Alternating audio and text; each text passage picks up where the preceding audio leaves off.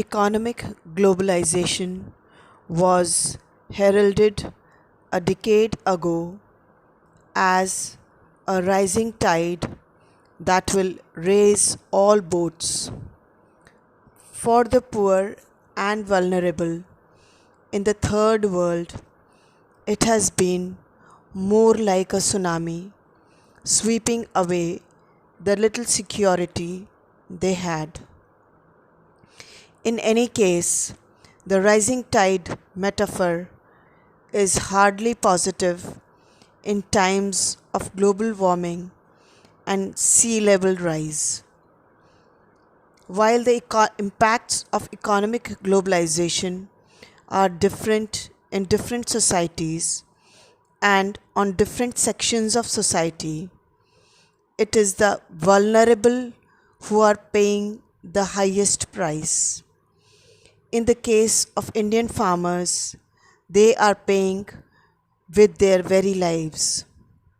However, it is the very transformation of society by the rule of greed that globalization has unleashed, which poses a pervasive threat to our very ability to be decent human beings living at peace with diversity.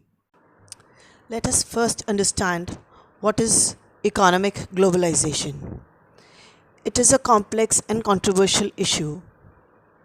The process of increased integration and cooperation of different national economies is called globalization. It involves national economies become increasingly interrelated and integrated. It involves free trade, greater movement of labor, increased capital flows, the growth of multinational companies, increased integration and global trade cycles, increased communication and improved transport, effectively reducing barriers between countries. But the cost of globalization is very heavy on the developing countries. Free trade harms developing economies. Developing countries often struggle to compete with developed countries. Therefore, it is argued free trade benefits developed countries more. One problem of globalization is that it has increased the use of non-renewable resources. It has also contributed to increased pollution and global warming. Firms can also outsource production to where environmental standards are less strict. Globalization enables workers to move more freely. Therefore, some countries find it difficult to hold on to their best skilled workers who are attracted by higher wages elsewhere. Globalization has led to increased economic and cultural hegemony. With globalization, there arguably less cultural diversity. Economists will reel off the benefits of trade between countries, capital flow and labor flow. Anthropologists and social scientists will explain a lot of inequalities. The rich on a global scale have got richer, and the poor, not a lot has happened there. Social science will detail how developed countries have profited off the poor even via ad agencies and finance institutions such as the World Bank, International Monetary Fund, and World Trade Organization, who are supposed to be acting in developing countries' best interests. Globalization and farmer suicides. Two aspects of the food and agrarian crisis in India are the epidemic of farmer suicides and increase in hunger. Malnutrition has increased among women and children. Results of the National Family Health Survey show that anemia has gone up for women and children.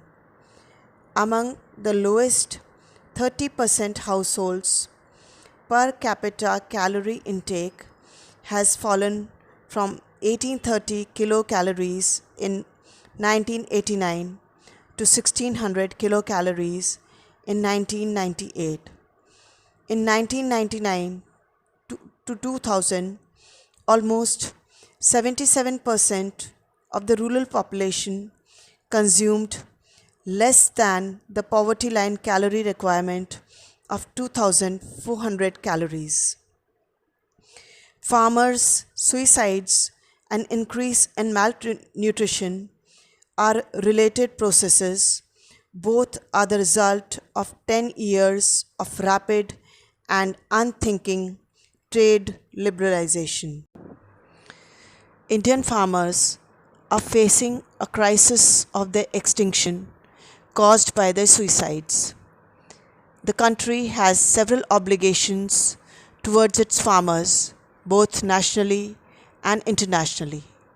However, the pressures of globalization, combined with the influence of bodies like the World Trade Organization and International Monetary Fund, has managed to defeat these obligations. As globalization transforms food production and distribution, new forms of malnutrition are emerging, jeopardizing the health of billions of people. This shift is causing a rise in undernutrition, hidden hunger, and people who are overweight. In fact, more than half of all children in the world are suffering from hidden hunger, which is when they don't get enough essential vitamins and minerals. An estimated 1 in 3 children, meanwhile, are not growing to their full potential because of undernutrition, which is when children don't get enough nutrients, and childhood obesity is rising in every country in the world. Malnourishment in children under the age of 5 can lead to stunting, a phenomena that impairs physical and cognitive development. Globalization has led to increase in costs of production, falling prices of farm produce, rising costs of food as a result of dismantling of the PDS system and weakening of the Essential Commodity Act. Globalization thus has led to increase in costs and the poor pays more. Falling prices of farm produce, consumer rising costs of food. These as structural changes of the are part dismantling of the public distribution system, which consisted of the following elements: of the essential commodities liberalization, the choice fertilizers, of both farmers and consumers, and deregulating as global corporations increase the distribution of fertilizers, food and agriculture, removing land ceiling regulations. These corporations removing subsidies by low commodity prices, electricity, and people and credit, and creating conditions rising costs to facilitate the trading of canal irrigation water rights, deregulating the wheat, rice, sugarcane, cotton, and edible oil and oilseed industries, dismantling the food security system, removing controls on markets, traders, and processors, and subsidies to cooperatives, abolishing the Essential Commodities Act, abolishing the general ban on future trading, abolishing inventory controls, abolishing selective credit controls on inventory financing, treating farmers' cooperatives on an equal footing with the private sector. Agriculture is the mother of any economy, whether it is rich or poor. Much of its influence is on the other sectors of economy, industry and service. India is the second largest in farm output. Hence, India's economic security continues to be predicated upon the agriculture sector, and the situation is not likely to change in the near future. Even today, the share of agriculture in employment is about 49% of the population, as against around 75% at the time of independence. There is also an unprecedented degradation of land and underground groundwater resources, and also fall in the rate of growth of total factor productivity. Natural resource natural resource base of agriculture, which provides for sustainable production, is shrinking and degrading, and is adversely affecting production capacity of the ecosystem. But multinational companies are attacking on India's rural areas. In some states, lands are handed over to the multinational companies because of liberalization. These companies produce cash crops, and so that the problem of food is likely to occur in the near future. Developed countries are using dumping techniques to keep their superiority in global market. Developed countries are selling their agricultural goods on cheaper prices than the competitor and less than its total production cost. It is causing side effects on the developing countries. Developing countries have restriction on their agricultural products like import duties and quota. There is no limitation on the grants given by developed countries to the farmers. So developed countries sell on very low prices. It affects on the agriculture sector and the farmers of developing countries. There is a need to examine each of the causes which have led to the current crisis in agricultural sector and analyze the role that liberalization policies have played. The National Sample Survey Organization report 2005 indicates that 1 in 2 farm households are in debt, and only 10% of the debt was incurred for non-production purposes. Also, 32.7% of the farmers still depend on money lenders. The experience with liberalization is critical. For the Indian farmer, who is already paralyzed by low productivity and lack of post-harvest storage facilities, has resulted in heavy loss of produce and revenue. The domestic farmer could not stand the competitiveness of international market, which has resulted in migration of labor from agriculture to other industrial activities. According to Nobel Prize winning economist Joseph Stiglitz, trade agreements now forbid most subsidies expected for agricultural goods. Today's international trading regime is unfair to developing countries. He also pointed out that the average European cow gets a subsidy of $2 a day. The World Bank measure of poverty. More than half of the people in the developing world live on less than that. It appears that it is better to be a cow in Europe than to be a poor person in a developing country. In India, 60% of the population depends on agriculture. This pressure on agriculture is increasing day by day because of the increasing population.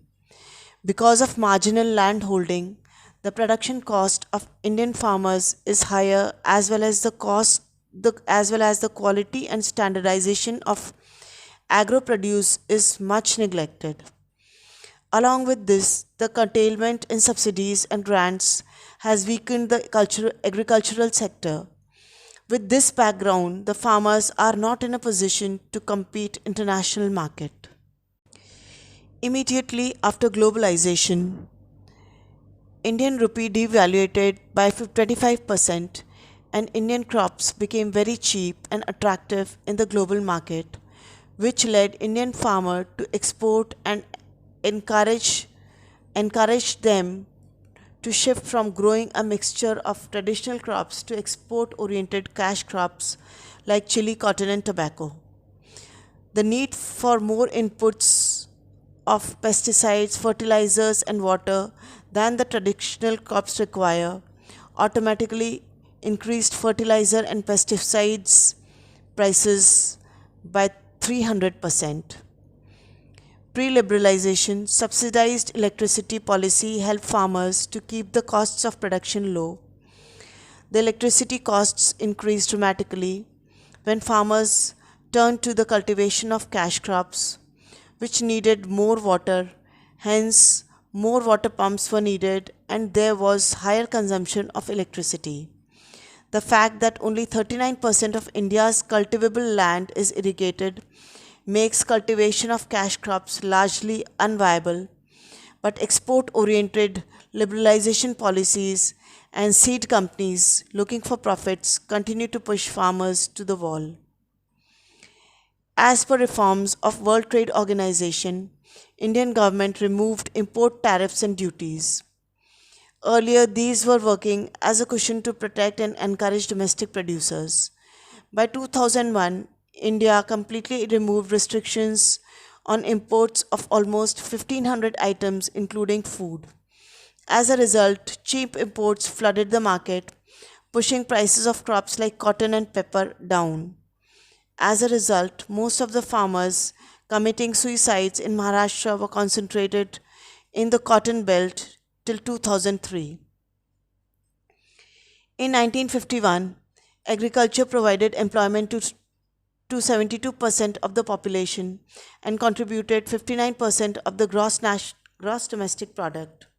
However, by 2001, the population depending on agriculture came to 58%, whereas the share of agriculture in the gross domestic product went down drastically to 24% and further to 22% in 2006 and 7.